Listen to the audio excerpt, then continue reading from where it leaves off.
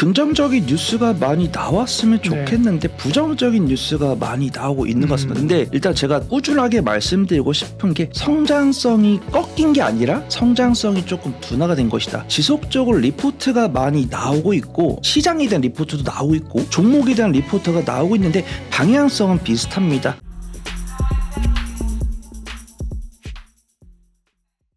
안녕하십니까. 예민수의 경제토크 퍼스트 프라임 리서치 손여로 팀장님 오셨습니다. 어서 오십시오. 안녕하십니까. 2차 전지는 계속해서 시장에 관심이 있는 섹터인데요. 변동성이 크게 나타나고 있어서 2차 전지는 과연 언제 다시 달리기 시작할 것인가 이런 주제인데요. 네, 언제 달립니까? 네, 확실히 오늘도 저번 주 금요일, 네. 오늘이 25일 월요일인데 네.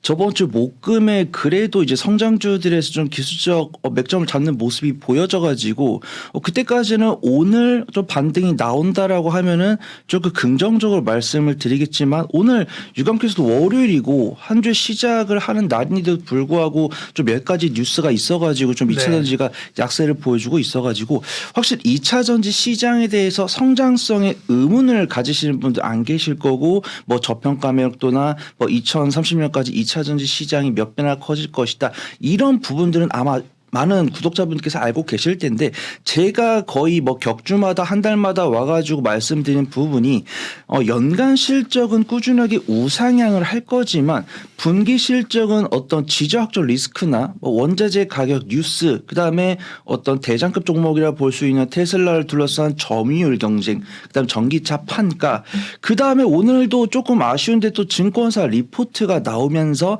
그런 부분들이 좀 영향을 준 것이 아닌가 그렇게 판단되고 있고요. 일단 저번 주에 FOMC가 마무리가 되면서 조금 FOMC 결과가 부정적이면서 이제 성장주에 대한 부담이 될 것이다 이런 베이스가 있었고 사실 그 이전에 탄산 리튬이나 니켈 가격 요즘 2차 전지 열심히 공부하시는 분들은 홈페이지까지 가가지고 가격을 보시더라고요. 그래서 탄산 리튬 가격이랑 니켈을 가격을 어디서 볼지 모르시는 분들은 이제 코미스라고 해가지고 한국 자원정보 서비스 홈페이지가 있습니다. 그래서 니켈 같은 경우는 베이스 머티리얼에서 확인할 수가 있고 탄산 리튬 같은 경우는 마이너 메탈에서 확인할 수가 있고 인베스팅닷컴에서는 선물 가격 확인할 수 있기 때문에 이런 것들 알고 계시면 좋은데 뉴스 살펴보시면 아시겠지만 막연하게 탄산 리튬 가격이 얼마다 니켈 가격이 얼마다라고 뉴스를 찾아보실 수 있겠는데 확실하게 바닥권에서 일봉상으로는 맥점을 잡는 모습들이 확인이 됐었는데 조금 밀리는 모습들 다시 한 번 더 박스권 하단부 지지를 하고 있는 부분이기 때문에 이런 원자재 가격이 러우 사태랑 2차 전지 수요 증가에 대한 기대감으로 상승한 것 대비 고점 확인하고 3개월 6개월 동안 꾸준하게 약세를 보여주면서 바닥권에 있는데 아직 일어나지 못하고 있는 상황이다. 그래서 좀 말씀을 드리고 싶고 S&E 리서치에서는 공급 과잉으로 인해서 2028년까지 리튬 가격이 하향 안정화 후에 반등을 보일 것이다 라고 이야기가 나오고 있는데 이거 조금 너무한 것이 아닌가. 근데 저는 어떤 추세나 이런 것들을 봤을 때는 사실 6개월이나 1년 전에 기록했던 원자재 가격을 기록하기는 어려울 것 같고 지금처럼 어떤 성장주에 대한 투심이 개선될 수 있는 리스크가 나온다라고 하면은 원자재 가격이 바닥을 나오고 있고 그에 따라서 2차 전지 관련 종목들이 강세를 보여줄 것이라 전망이 되고 있는데 사실 저는 어제 이제 주말에 이 방송을 준비하면서도 쌍바닥은 기다려야 된다라고 말씀을 드리려고 했어요. 쌍바닥 중에 첫 번째 저점을 확인을 해야 되는 과정이다라고 말씀을 드리려고 했었는데 오늘 저번 주 금요일에 테슬라도 한 4% 정도 밀렸고 오늘 유진투자증권에서 나온 리포트를 본다라고 하면 조금 보유 기간이 길어질지언정 포기할 필요는 없을 것 같다. 그거 좀 말씀을 드려보도록 하겠습니다. 2차 전지가 최근 조정을 보이고 있는 이유는 어쨌든 원자재 가격, 리튬 가격 하락세, 그다음에 미국의 긴축, 그다음에 이제 개인 투자자들이 여기저기 좀 두산 로보틱스도 그렇고 그렇죠. 또 연휴도 있고. 뉴스가 너무 많습니다. 일단 성장주 투심 악화, 개인 투자자분들의 투자금 부족, 그다음에 어떤 점유율로 인해서 사실 그다음에 정부나 지자체에서 보조금도 줄고 있고 그다음에 점유율을 지키고자 저가 모델들이 꾸준히 나오고 있고 오늘 증권사 리포트까지 나오면서 이런 부분들이 좀 선반영되는 시간은 좀 필요하지 않을까.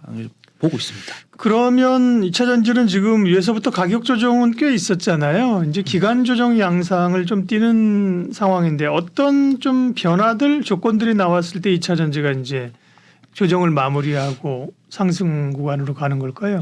네, 확실히 조금 이런 투심 악화에 대한 부정적인 여론이 조금 사라질 때까지 선 반영될 때까지 좀 기다려 봐야 된다고 판단되고 있고 일단 조건은 좀 편하게 말할 수 있죠. 우리나라가 뭐 하이니켈 배터리나 LFP 배터리 개발을 통해서 어떤 뭐 가격 하락을 막는다던가 현대 기아차가 점유율을 키운다던가 뭐 테슬라랑 BYD 간의 점유율 경쟁에서 뭐 테슬라 이겨준다라고 하면은 우리나라 양극재 기업들이 좀 영향을 받을 것이다. 근데 저도 이게 뭐 주력이 그렇게 길지 않지만 그동안 태동했던 산업들을 본다라고 하면은 보통은 이게 점진적으로 우상향을 하고 있지 우리가 원하는 그 변동성 드라마틱했던 연초에 그 우상향이 재현될까? 이 부분은 그렇죠. 저는 경험을 봤을 때는 쉽지 않을 것이다라고 판단되고 있고요. 이거는 이제 제가 이 자리에 앉아서 이렇게 됐으면 좋겠다라고 바라는 거는 소망이지만 우리 2차 전지 시장에서 열심히 활동하고 있는 완성셀 기업들이랑 양극재 기업들이 어떤 판가 하락을 막고 기술력을 상승시켜서 이제 뭐 대기업들에 네. 비해서 좀 점유율 좀 덜 뺏겼으면 하는 그런 어쨌든 기간 조정이 좀 필요하고 이전만한 그런 단기간의 급등세를 기대하기는 어렵지만 기간 조정을 거치고는 어쨌든 여기서 아래로 더 흘러내리는 것보다는 이 방향으로 갈 수 있다라고 보시는 거죠.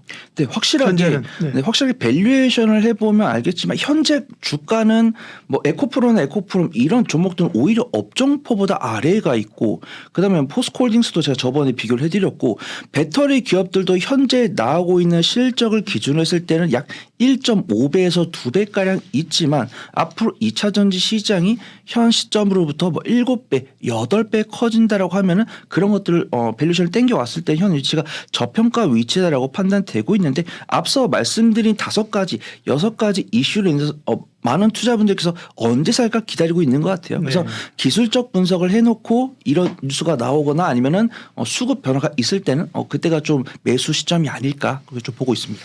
그럼 이제 본업을 좀 보죠. 뭐 성장률이나 이런 건 우리가 뭐 이전에 많이 봤었고 실제로 지금 완성차 판매가 또 전기차가 좀 저조하다는 게 2차 전지 셀업체들의 부담이잖아요. 차량 판매라든지 또 우리 셀업체들의 점유율 변화라든지 팩트 체크 좀 해주세요. 네, 우선은 제가 저번 주에는 2022년 연간 실적 기준으로 점유율을 말씀을 드렸었는데 이번에 2023년 상반기 점유율도 올라와가지고 제가 갖고 왔습니다. 그래서 네. 배터리 3사 상반기 시장 점유율을 보면은 LG가 2위, SK온이 4위, 삼성이 5위인데 아쉽습니다. CATL이 원래 2022년 연말까지는 LG에 이어서 2위였는데 CATL이 1위로 올라왔고 CATL은 워낙 중국 자기네 내수 그쵸. 시장이 크니까. 그래서 네. 만약에 중국 시장을 포함하면은 CATL이 1등, 그렇죠. 그다음에 네. 중국 시장을 제외하면 LG 에너지 솔루션이 1등. 1등이다. 네. 이렇게 좀 보고 있고요. 뭐 매출액 기준이랑 출하량 기준으로는 퍼센트가 다르지만 이 두 가지를 합친다고 하면 일단 CATL이 1등인 상황이다라고 판단되고 있고 삼성 SDI보다 SK온이 앞에 있다. 그렇게 좀 보고 있고요.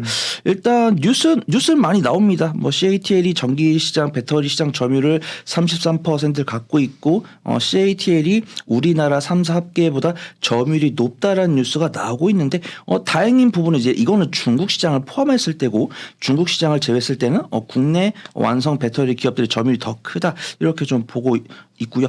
전기차 같은 경우 전기차 가기 전에 파나소닉이 이번에 점유율이 꽤 올랐거든요. 근데 이런 부분들은 테슬라가 물론 LG 에너지 솔루션의 판매 비중을 일부 줄인 것도 있지만 파나소닉의 판매 비중을 키운 것이 파나소닉이 좀 치고 올라온 원동력이다. 그게 좀 보도록 하겠습니다. 그다음에 전기차 같은 경우는 비아디가 또 이제 배터리도 그렇고 전기차도 그렇고 좀 중국 관련 기업들의 약진이 좀 눈에 띄는 것이 좀 아쉽다. 일단은 테슬라가 아직은 1위를 기록을 하고 있지만 2020년, 2021년 대비해서는 조금 점유율이 줄어들고 있는 부분이고 비아디랑 상하이 자동차가 무섭게 치고 올라오고 있다고 할까요? 그래봤자 2, 3% 증가가 된 건데 이제 전체 시장 봤을 때 2, 3%가 증가한 것도 좀 강하게 올라왔다라고 판단되고 있고 현대 기아차가 이제 현대가 9%, 기아차가 8%로 현재 4, 5위를 기록을 하고 있지만 저는 뭐 우리나라 사람이라서 뭐 포장을 하고 싶지만 팩트는 좀 말씀을 드려야 된다고 생각을 해요. 이제 현대 기아차의 점유율이 절대치는 증가를 하고 있지만 우리 예상치 그다음 상대적인 평가에서는 조금 줄어들고 있는 것은 좀 아쉽다. 그래서 좀 우리나라 기업들이 좀 노력을 해야 된다. 그렇게 좀 보고 있습니다. 네. 완성 셀 업체들 점유율 변화를 말씀하셨고요. 기업별로 좀 뭐 특이점이랄까 혹은 뭐 포인트 있으면 좀 잡아주세요. 네, 좀 긍정적인 뉴스가 많이 나왔으면 좋겠는데 부정적인 뉴스가 많이 나오고 있는 것 같습니다. 근데 일단 제가 꾸준하게 말씀드리고 싶은 게 성장성이 꺾인 게 아니라 성장성이 조금 둔화가 된 것이다. 이제 지속적으로 리포트가 많이 나오고 있고 이제 시장에 대한 리포트도 나오고 있고 종목에 대한 리포트가 나오고 있는데 방향성은 비슷합니다. 이제 뭐 2020년부터 2차전지 관련해서 뭐 전기차 관련해서 실적이 꾸준하게 증가를 하고 있는데 그 증가폭이 둔화가 되고 있다. 그래서 만약에 정말 단순하게 현재 업종 대비 한 2배 가량 고평가 영역에 있는데 단순하게 뭐 멀티플을 8배 준다. 근데 이 8배가 2030년의 이야기니까 2030년에 저는 그렇게 큰 오차가 없이 달성이 될 것이다라고 보고 있지만 매크로 변수랑 투심 악화는 이길 수가 없기 때문에 저는 적어도 우리 영상을 시청하시는 구독자분들께서는 나는 2030년까지는 들고 갈 겁니다. 지금 7년 더 들고 갈 겁니다. 라고 하시면 크게 상관이 없겠지만 저는 그래도 어떤 전문가 타이틀을 갖고 좀 수익 관점으로 수익을 좀 극대화 하시기를 좀 바라고 이 자리에 앉아있기 때문에 조금 부정적인 뉴스가 나왔을 때 내가 어떤 수익을 침해받지 않는 그런 상황이라고 한다면 크게 영향이 없겠지만 2차전지 이런 관련 종목들 보면은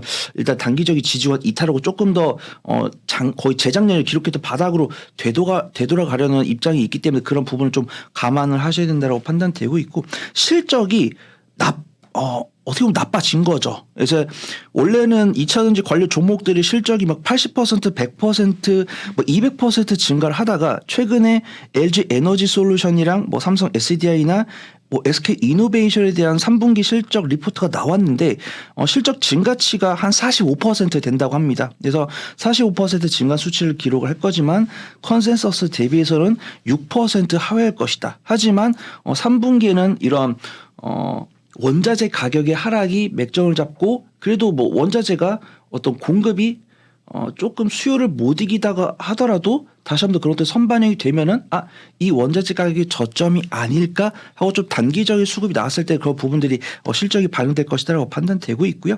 LG 에너지 솔루션은 뭐 2차전지 국내 2차전지 관련해서는 대장급 종목이다라고 하고 있지만 하이니켈 외에도 LFP 사업에 대한 기대감이 실적으로 나오는지 그 부분이 좀 중요하다라고 판단되고 있고요. 좀 다크호스로 삼성 SDI가 평가받고 있습니다. 이제 각형 배터리 중 하나인 P5 배터리가 북미에서 인기를 좀 끌고 있다고 해서 4분기에 양호한 실적을 보여줄 것이다라고 판단되고 있고 삼성 SDI가 개발하고 있는 전고체 배터리랑 4680 원통형 배터리가 고객사에게 샘플을 공급하고 있는 단계이기 때문에 그거에 따른 긍정적인 평가가 있다라고 하면 좀 매출이 이어질 수 있다라고 하고 있고 삼성 SDI 같은 경우는 이제 현대차가 현재는 이제 좀 LFP 배터리를 차용을 하고 있는데 삼성 SDI가 현대차에도 배터리를 공급할 수 있다는 부분이 있기 때문에 만약에 3분기를 보고 투자를 한다라고 하면 조금 아쉽다. 이 2차전지 배터리 관련 종목들을 매매를 하실 때는 4분기랑 2024년 상반기까지 조금 긴 관점으로 접근을 하시는 게 좋을 것 같다. 그게 좀 말씀을 드리고 싶습니다.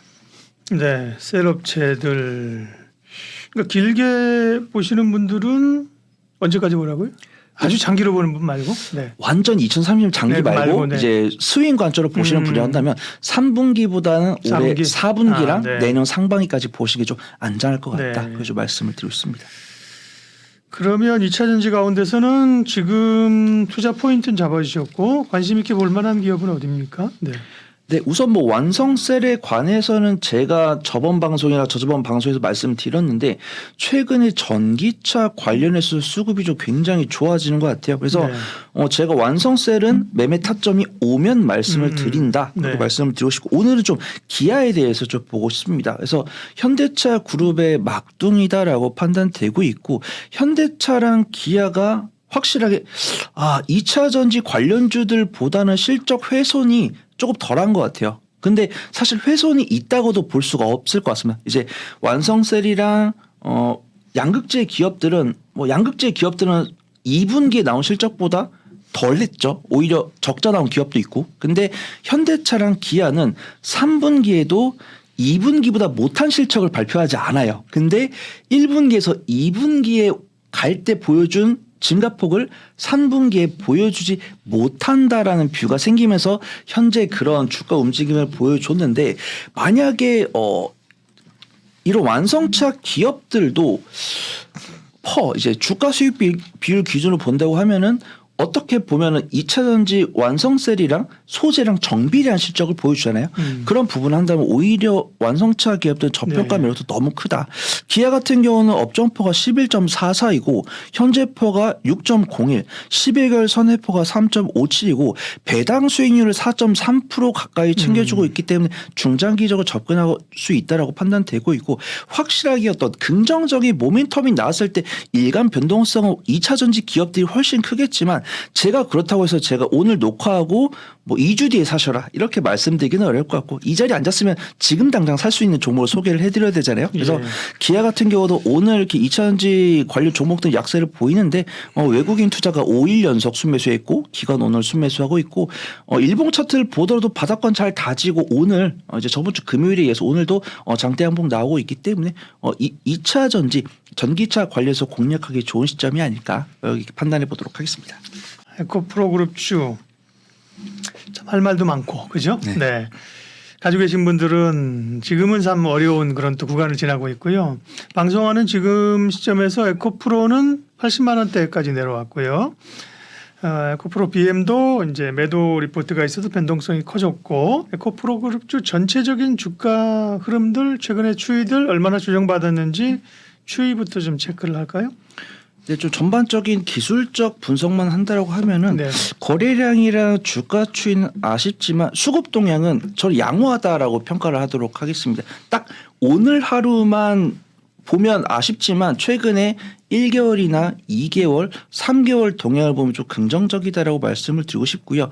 일단 2차 전지 관련해서는 개인 투자분들께서 적극적으로 매매를 해 오셨다라고 알고 계실 텐데 자세히 이제 수치를 보면은 에코프로랑 에코프로 BM은 최근 1개월 최근 2개월 수급 등을 보면은 외인과 기관의 순매수인 것으로 확인이 되고 있습니다. 에코프로 BM은 1개월 수급 동향은 외인과 기관의 매도로 나와요. 하지만 에코프로는 1개월로 책정을 하든 이제 2개월로 책정을 하든 외인과 기관의 순매수로 확인이 되고 있고 에코프로 BM은 2개월 데이터로 보면은 외인과 기관의 순매수지만 1개월 데이터로 보면은 외인과 기관의 순매도다. 그래서 일단은 뭐 두산 로보틱스나 어떤 매크로 변수에 대한 말씀을 나누기 전까지는 외국인과 기관이 개인 투자분들의 손절 물량일 수도 있고요. 아니면 단기적인 차익 실현 물량을 잘 받아왔다가 오늘은 이제 오늘이 월요일 9월 25일인데 뉴스를 살펴보신 분 아시겠지만 저번 주 금요일에 테슬라가 약세를 보인 부분 오늘 국내 증권사에서 2차 전지에 대한 부정적인 리포트가 나오면서 조금 외국인과 기관이 조금 신나게 매도를 하고 있는 것이 아닌가 그렇게 판단되고 있고요. 최근에 에코프로랑 에코프로 BM의 공매도 추이를 볼 때도 사실 7월부터 8월까지는 외국인과 기관의 공매도가 사실 10%가 안 됐습니다. 에코프로 같은 경우도 한 5% 내외였고 에코프로 BM도 10%가 안 됐었는데 지금 이렇게 약세를 보일 때 지금 에코프로가 에코프로 BM보다는 견조한데요. 둘 다 우하향을 보여준 것은 맞습니다. 하지만 에코프로는 이제 외국인과 기관이 이제 개인 투자분들의 매도 물량을 받으면서도 공매도를 조금 하더라고요. 그래서 공매도를 한 10%, 그다음 에코프로는 정말 최대로는 거의 25%까지 매도 대금의 25%까지 공매도가 나오는 부분인데 일단은 두터 매물대 아쉽습니다. 제가 저번에 왔을 때는 100만 원을 지지했으면 좋겠다라고 말씀드렸고 지금 120만 원에서 100만 원이 여기가 매물대가 두터운데 여기를 이탈은 했습니다. 하지만 오히려 제가 만약에 80만 원 아래로 내려간다고 하면 오히려 좀 매수 기회가 되지 않을까 그렇게 판단되고 있고요. 확실하게 저번 주 금요일과 오늘 대외적인 매크로 변수는 아쉽지만 수급이 아직 양호하고 뭐 외인과 기관의 어떤 뇌동 매매적인 매도세가 나오지 않고 있고 두산 로보틱스 상장 뉴스가 지나갔을 때 개인 투자분들께서 다시 저력을 보여줄 수 있다라고 하면 에코프로 다시 저점 딛고 일어날 수 있지 않을까 그렇게 좀 보고 있습니다. 에코프로 머티리얼스 상장 예비 심사 통과됐습니다. 이제 이르면 연내 상장하는데요. 에코프로 머티리얼스의 모멘텀은 좀 바람이 되기 어려울까요? 오늘은 좀 그렇습니다만.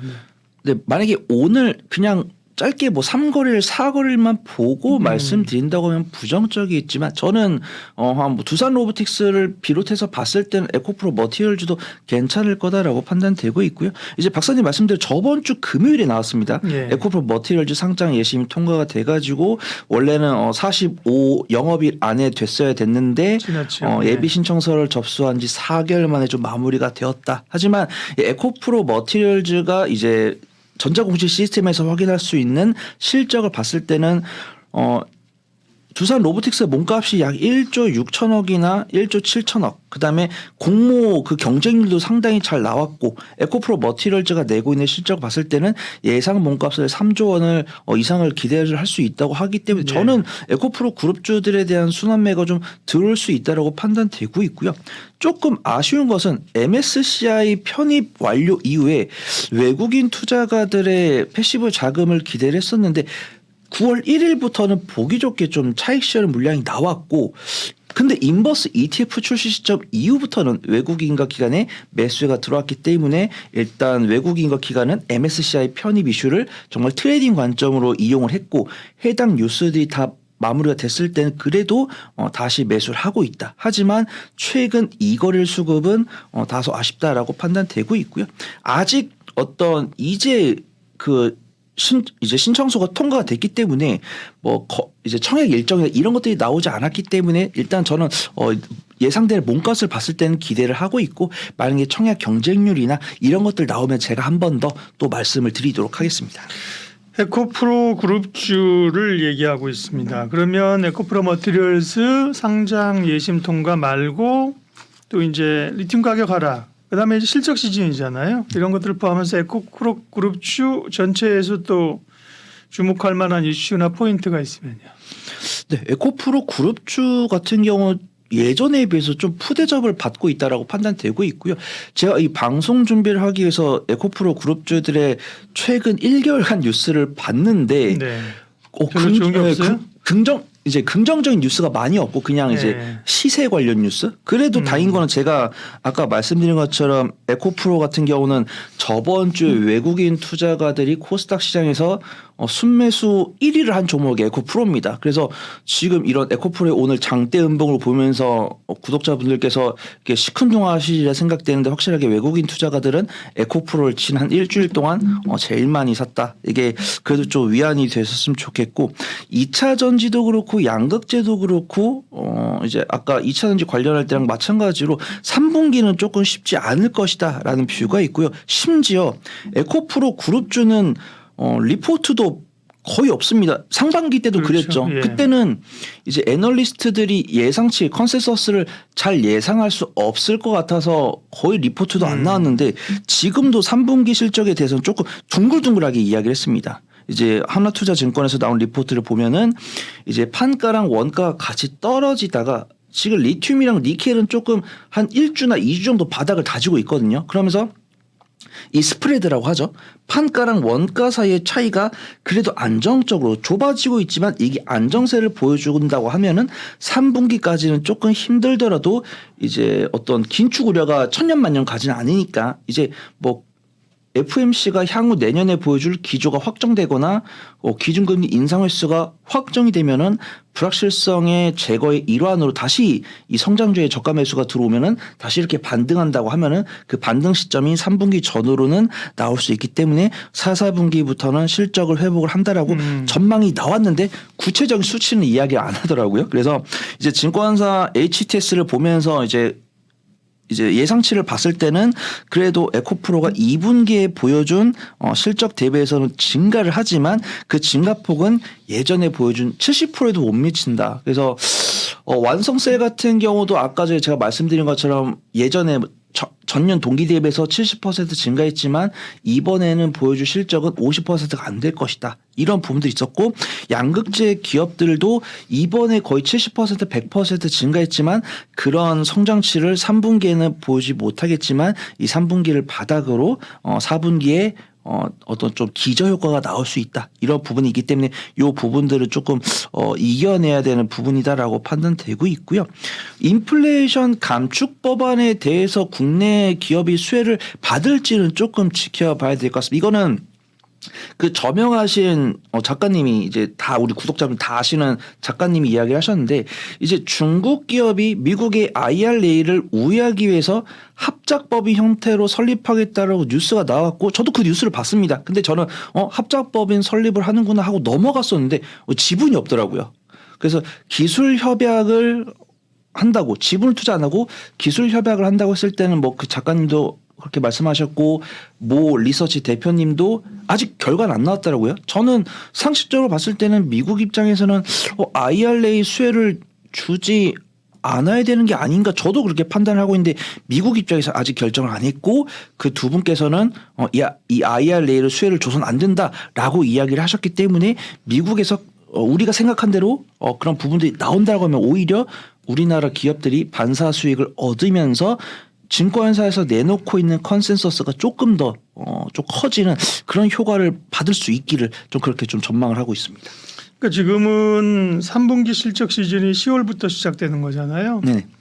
그러니까 10월부터는 4분기가 시작되는 거고 이제 3분기 실적이 나온단 말이에요. 네. 결산하고 1개월 후니까 9월까지가 1, 2, 3, 4, 7, 8, 9가 3분기잖아요. 그죠? 네. 그러니까 10월 지나고 11월 30일까지 나와야 되는데 어쨌든 실적 시즌인데 2차 전지는 3분기보다 지금 4분기 실적을 얘기하는 거는 3분기 실적이 사실은 썩 기대하기 좀 어렵다. 그렇잖아요. 그죠? 네, 맞습니다. 그러니까 4분기를 보자는 말씀이셨고요. 실적 모멘텀으로는 실적 기반으로는 끌고 가긴 좀 어렵다. 이렇게 생각을 하고 이제 원재료 가격 하락 이런 것도 영향이 있습니다. Q로 얼마나 상쇄하느냐가 관건이고요. 그밖에 에코프로 머티리얼스 IPO 얘기했고 뭐 또 좀 에코프로 그룹주 관련해서 향후 이슈나 일정 추가적으로 체크할 게 있습니까? 네, 확실하게 뉴스를 제가 모아온다고 했는데 이게 사실 투자분들께서 가장 좋아하는 뉴스는 리튬 가격 상승, 그다음에 어떤 단일 공급 계약, 그렇죠. 그다음에 공장 증설, 그다음에 전방의 대기업들이 뭐 수주 이런 것들이 있었는데 나오지 않는 것으로 판단되고 있고요. 우리가 다 알고 있습니다. 뭐 에코프로가 어떤 증설을 하고 있고 증설 완료 시점이 2025년인데 뭐 어떤 진전 관계까지는 안 나오잖아요. 그런 공장 증설에 대해서. 그래서 저도 그런 뉴스를 좀 말씀을 드리고 싶었는데 그런 뉴스는 없는 것으로 판단되고 있고 어떤 이제 에코프로랑 에코프로 BM이랑 에코프로 머티리얼즈 우리가 에코프로 그룹주 하면 가장 긍정적으로 보고 있는 게 이제 2차적인 밸류체인이란 말이죠. 그래서 어떤 기업 내부에 대해서 밸류체인을 잘 갖추고 있는데 이런 부분은 이제 좀 투자분들께서 좀 판단해 보셔야 될 게 뒤에서 이제 포스코홀딩스에 대해서 말씀드리겠지만 에코프로 같은 경우는 기업들이 다 이제 경북 포항 쪽에 있잖아요. 근데 이 포항 쪽에 있는 자회사들에게 1.8조 원의 투자 계획을 보여주면서 이제 어떤 인재 육성 프로그램을 진행한다고 합니다. 그 경북에 있는 포항 지자체랑 연동을 해가지고 1.8조 원을 투자를 해가지고 연구시설을 만들어서 이쪽 2차 전지 소재 쪽에 관심이 있는 학생들을 모아서 이제 인재로 만들어서 취업을 한다라는 뉴스가 나오고 있고 확실하게 제가 최근 1개월 동안 나온 부분에 대해서는 이제 투자분들께서 야 정말 이거는 최고의 뉴스다. 에코프로가 정말 성장성의 날개를 달 수 있는 뉴스다라고 하는 부분은 솔직하게 없다라고 좀 말씀드리고 싶고요. 하나는 에코프로 머티리얼즈 IPO가 리스크가 상당 부분 해소가 됐기 때문에 두산 로보틱스 상장 마무리에 따른 증거금이 이제 돌아오는 부분들이 에코프로로 돌아온다고 하면 조금 보유 기간이 줄어들면서 좀 수익을 청산할 수 있는 기회가 나오고 있고 에코프로 주주분들께서는 3분기는 조금 고난의 행군이 되겠지만 4분기부터는 조금 웃을 수 있지 않으실까 그렇게 좀 보도록 하겠습니다. 네. 그러면 지금 말씀하셨는데 에코프로 그룹주에 대한 그러면 이제 3분기는 어렵고 4분기에 좋을 거라고 하면 조금 더 이제 기다렸다가 기간 조정을 거치고 사는 게 좋은지 아니면 뭐 조금씩 분할 매수 전략으로 가는 게 좋은지 가지고 계신 분들은 어떻게 해야 될지 에코프로 그룹주에 대한 전략 마무리해 주시고 에코프로 그룹주 내에서 탑픽 종목 알려주세요. 네, 우선은 에코프로 그룹주를 저는 수익 관점으로 말씀드리지만 단기적인 관점으로 말씀 안 드리기 때문에 혹시라도 에코프로 그룹주를 단기 관점으로 접근하신 분들은 손절하는 게 맞습니다. 왜냐하면 수급도 안 좋고 지지권 이탈 가능성이 있기 때문에. 하지만 지금 방송을 이제 영상을 시청하시는 구독자 분들께서 에코프로를 단기 관점으로 접근하시는 분들 많지 않을 것이다라고 판단되고 있고요. 지지권 이탈 여부에 따라서 투자 전략을 바꾸는 게 맞지만 지지권을 이탈한다고 하더라도 에코프로를 과연 손절을 해야 되나? 어떤 상장 기업들 실적이 안 나오는 기업들이 없기 때문에 충분하게 밸류에이션을 통해서 안전하게 빠져나갈 수 있다라고 판단되고 있고요. 저는 여전히 탑픽을 좀 에코프로를 말씀드리도록 하겠습니다. 에코프로를 탑픽으로 말씀드리면서도 에코프로 HN이 변동성이 크다라고 하면 좀 에코프로 HN으로 바꿀까 생각을 했었는데 제가 저번 달 말에 말씀드리고 나서 에코프로 HN이 좀 단기적 변동성을 보여준 이력은 없기 때문에 확실하게 탑픽은 에코프로를 두는 게 좋을 것 같다라고 판단되고 있고요. 확실하게 지금 위치에서 에코프로 이제 시작할 거니까 본 비중을 다 실어라 말씀을 드리는 게 아니고 에코프로는 저번에 만약에 제가 110에서 100만 원 사이에서 좀 분할 매수하기 좋다라고 말씀드렸을 때 그때 사신 분야한다면 이제 매수가 105만 원일 거고 신규 매수를 하고자 하시는 분야한다면 85만 원에서 80만 원 사이에서 분할 매수하시고 만약에 105만 원에 보유하신 분야라고 한다면 85만 원에서 80만 원 사이에서 추가 매수를 하시는데 이때 비중은 20%를 넘어가시면 안 됩니다. 그래서 20%가 넘어가시는 분들은 추가 매수 없이 본 비중을 들고 계시고 그때 만약에 비중을 10% 매수하신 분야라고 한다면 85만 원에서 80만 원 사이에서 비중을 20% 이내로 맞추시고 신규 매수하고자 하시는 분들은 85만 원에서 80만 원 사이에서 매수를 하시는데 3분기 실적 발표를 목표로 들고 가는 게 아니라 연말 실적 발표를 목표로 들고 가는 게 좋을 것 같다. 그리고 지금 주가 수익 비율을 기준으로 했을 때는 멀티플을 고려하더라도 저평가율도 너무 크기 때문에 너무 단기적으로 외인과 기관이 공매도를 곁들여가면서 판다고 해가지고 겁먹으실 필요는 없으실 것 같다. 그거 좀 말씀을 드리도록 하겠습니다. 포스코 그룹주에 대한 궁금증도 많으실 겁니다. 퍼스트 프라임 리서치 손여로 팀장님과 포스코 그룹주 얘기하겠습니다. 포스코 그룹주는 뭐 대표적으로 포스코 홀딩스이고요. 에코프로에 비해서는 상대적으로 지금 견조한 흐름인데 그렇다고 뭐 독자적으로 쭉쭉 뻗어 나가지는 또 못합니다. 포스코 그룹주 전반적인 주가 추이부터 체크해 주십시오.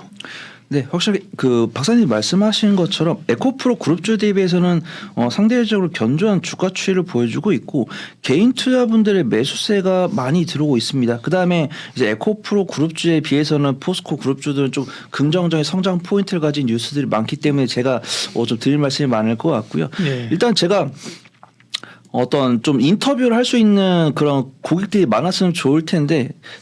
지금 보면 확실하게 에코프로에 대한 개인 투자분들의 생각, 그다음에 포스코 그룹주에 대한 개인 투자분들의 생각을 유튜브 영상에 달리는 댓글을 통해서 보고 있는데 확실하게 에코프로보다는 포스코 홀딩스에 대한 개인 투자분들의 의존도가 높아지고 있는 것으로 판단되고 그렇죠. 있고요. 예. 막 예전에는 에코프로 끝이다 이런 댓글을 찾아볼 수가 없는데 악의적인 의도인지 모르겠는데 그런 댓글들이 좀 보이더라고요. 그래서 저도 저는 그렇게 생각하지 않고 있는데 그런 의견이 나와 있고 그만큼 포스코 그룹주에 대한 개인 투자분들께서 좀 의존도가 많이 높아진 것이다라고 판단되고 있고 포스코 홀딩스가 이제 포스코 그룹주 같은 경우 개인 투자분들의 매수에도 들어오고 있지만 기관 투자가들 매수에도 들어오고 있습니다. 근데 오늘은 조금 특수한 환경인 것 같아요. 오늘은 좀 매크로 변수가 많이 나와서 외국인과 기관의 매도세가 나오고 있고 그 물량을 개인 투자분들께서 잘 받아주고 계시는데 60일선 부근이기 때문에 여기 지지 여부가 좀 중요한 변곡점이 될 것 같다. 그렇게 좀 보고 있고요. 현 위치를 지지할 수 있는 그런 밑받침할 수 있는 뉴스들은 많이 있다라고 판단되고 있고 현재 포스코홀딩스에 접근하고 있는 개인 투자분들께서는 이제 담당 PB를 보유하고 있는 또 조금 그래도 일희일비가 좀 덜한 어떤 사고 파는 그런 변곡점이 덜한 좀 중장기적인 관점으로 접근하시는 분들이기 때문에 너무 염려하실 필요는 없다라고 판단되고 있고요. 예. 60일선 지지 여부 확인하면서 제가 말씀드린 투자 포인트로 천천히 밸류에이션 해가면서 우리 포스코 그룹주 챙겨보시면 좋을 것 같습니다. 그러면 포스코 그룹주 주요 기업별로 투자 포인트를 잡아보겠습니다. 아마 제일 관심 있는 게 포스코 홀딩스니까 포스코 홀딩스는 2차 전지에 대한 것도 있고 철강 업황이 또 좀 괜찮잖아요.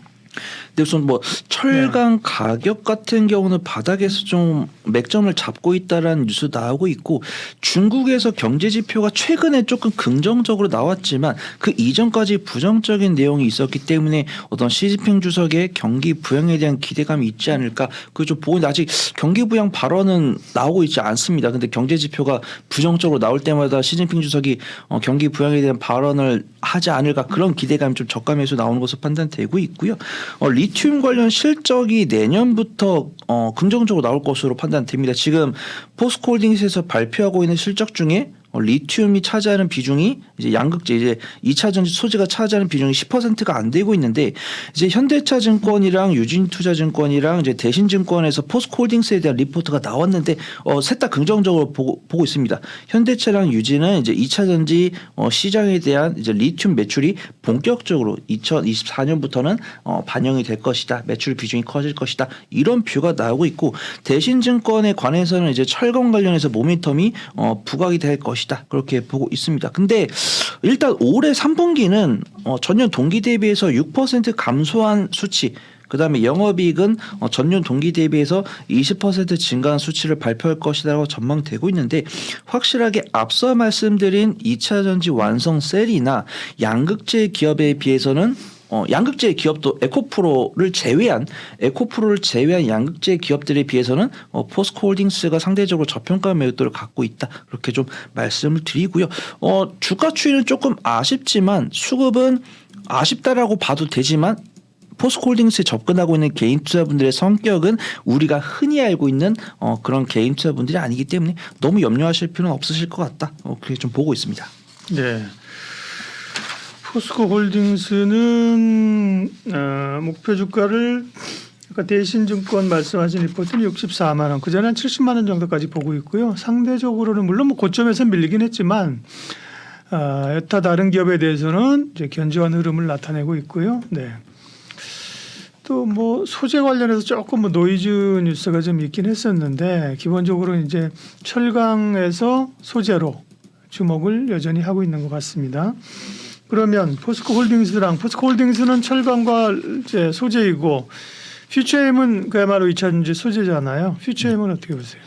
네, 포스코 퓨처엠 같은 경우는 어떤 포스코 그룹주의 대표적인 양극재랑 은극재를 동시에 개발하고 이제 매출을 기록을 하고 있는 종목이다라고 판단되고 있고 저는 사실 조금 저는 좀 공격적인 사람이기 때문에 어떤 우리나라가 잘 하고 있는 하이니켈로 정말 우리나라가 이 주도권을 빼앗기지 않았으면 좋겠다라고 했는데 어떤 이런 제작하는 상품의 다변화가 결국은 포트폴리오를 넓힌다라고 볼 수 있겠지만 어떻게 보면 조금 자신감 부족의 표현이다라고 판단되고 있는데 저는 우리나라 기업들 응원을 하도록 하겠습니다. 이 포스코 퓨처엠 관련해서 뉴스가 나오고 있는데 포스코 퓨처엠에서는 LFP 양극재 관련해서 개발을 진행을 하겠다. 이제 조금 더 이제 LFP 양극재를 가지고 실적을 내겠다라고 이야기를 했고요. 2020년 초부터 LFP 양극재를 개발을 진행을 했고 이제 올해 말에 양극재 시제품을 생산하기로 했고 LG화학까지도 이제 LG화학과 LG에너지솔루션이 하이니켈뿐만 아니라 LFP 배터리 개발에 뛰어들었다는 뉴스가 나왔기 때문에 투심이 좀 환기될 가능성이 있다라고 보고 있고요. 또 다른 뉴스 하나가 포스코 퓨처엠은 LNF와 LFMP 양극재라고 해가지고 LFP 배터리에다가 망간을 포함해가지고 용량이랑 출력을 높일 수 있다라는 뉴스가 나오면서 사실 오늘 이렇게 외국인과 기관이 이제 매도가 나오면서 그래도 조금 일간 변수들이 크게 나오고 있지만 이런 것들을 좀 성장성을 다시 좀 돌릴 수 있는 그런 상황이다라고 판단되고 있고요. 에코프로 그룹주는 경상도 이제 포항시에다가 이런 인재 육성 업무를 하고 있는데 포스코 퓨처엠은 광양시에다가 배터리 소재 인재 육성 업무 협약을 맺었기 때문에 아무래도 조금 더 기업 이제 지역과 함께하는 이제 입지를 다지고자 하는 그런 상황이다라고 판단되고 있고요. 산업통상부가 포스코 퓨처엠의 선제적인 산업 제표를 승인을 했기 때문에 포스코 그룹주도 에코프로 다음으로 이제 2차전지 밸류체인을 갖추겠다라고 한 발표한 부분이 조금 순항을 겪고 있다. 그렇게 보시면 좋을 것 같고요. 현재 퍼가 259.37 이제 업종포가 12.24, 11개월 선행포가 79.32인데 이제 그때 포스코 밸류데이에서 이제 2030년에 양극재 생산을 통해서 62조 원의 매출을 기록을 하겠다고 했을 때 그 실적을 기준으로 했을 때는 퍼가 30입니다. 그래서 에코프로나 LNF 대비해서는 견조한 실적 추이를 보여줄 것인데 매크로 변수에 따라서 좀 주가가 영향력을 받는 것으로 지금 보여주고 있으니까 제가 긍정적으로 말씀을 드린다고 해서 지금 당장 매수를 하기보다는 조금 변곡점을 접고 잡았을 때 매수를 해보는 게 좋을 것 같다. 그렇게 좀 판단을 해보도록 하겠습니다. 네. 포스코 퓨처엠이나 에코프로 BM은 사실은 양극재이고 판가이나 이런 것 때문에 더 사실은 조금 더 위축되어 있는 상황이죠. 포스코 홀딩스 노이즈라는 거는 이제 방송하는 이제 오늘 날짜 기준으로 아르헨티나에서 현지 관세청이 수입품을 좀 압류했다는 얘기가 있었는데요. 이거는 또 현지 공급업체들 사이의 다툼으로 탄산 리튬을 만드는 원재료가 일부 필라멘트 롤 이런 건데 회사 측도 이게 구조적인 문제는 아니라고 막 나올 때는 악재가 이제 쏟아져 나와요, 그죠? 네. 그렇게 이해를 하면 되고 구조적인 큰 변화는 아닌 걸로 보면 될 것 같고요. 포스코 홀딩스, 포스코 퓨처엠 받고 포스코 계열사 가운데 또 어떤 얘기 할까요? 네, 저번 주에는 포스코 DX를 좀 말씀을 드렸다고 하면 오늘은 포스코 스틸리온에 대해서 좀 말씀을 드리고 싶은데 확실하게 이 포스코 스틸리온이 예전에 포스코 강판 시절도 마찬가지고 자체 모멘텀으로는 상승을 했던 종목이 아닙니다. 하지만 이제 포스코 스틸리온이 포스코 그룹주 내에서 어떤 위치냐면 제가 에코프로 말씀드릴 때 에코프로 HN을 말씀드렸던 것처럼 포스코 스틸리온은 포스코 그룹주가 강세를 보여줄 때 조금 낙수 효과를 얻으면서 조금 매매 자신 있는 분들이 좀 포스코 스틸리온을 보시면 좋을 것 같다고 판단되고 있고요.